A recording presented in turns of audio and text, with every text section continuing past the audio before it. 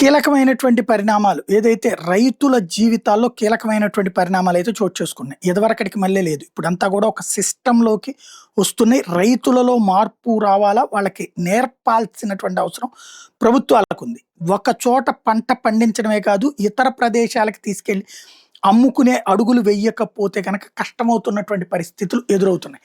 ప్రస్తుతం రైతాంగానికి సంబంధించి ఎదురవుతున్నటువంటి ఇబ్బందుల మీదనే కేంద్ర ప్రభుత్వం సీరియస్‌గా దృష్టి సారిస్తోంది. విదేశాల నుండి వచ్చేటటువంటి వాటిని ఆలోచించుకోవాల్సి ఉంది. అదే సందర్భంలో ఇటు పాడిని కూడా పెట్టుకోకపోతే ఉట్టి పంట మీదనే డిపెండ్ అయితే కష్టమయ్యేటటువంటి పరిస్థితి కూడా ఉంది. ఇవి కూడా దృష్టిలో పెట్టుకోవాల్సినటువంటి అవసరం ఉంది.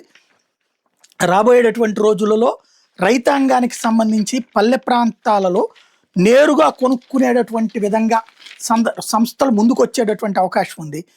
రైతులు ఎప్పుడైతే సీరియస్‌గా దృష్టి సారించి పంట పొలాలని ఇప్పుడు ఏదైతే కౌలుకిచ్చుకోవడం కాకుండా మళ్ళీ పాత పద్ధతిలోకి తీసుకురావాలి.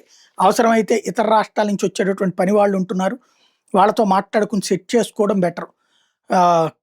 ఇక పూర్తిగా రైతాంగం మళ్ళీ రంగంలోకి దిగితే కానీ దేశ భవిష్యత్తు మారదు, మన కుటుంబాల జీవితాలు మారదు.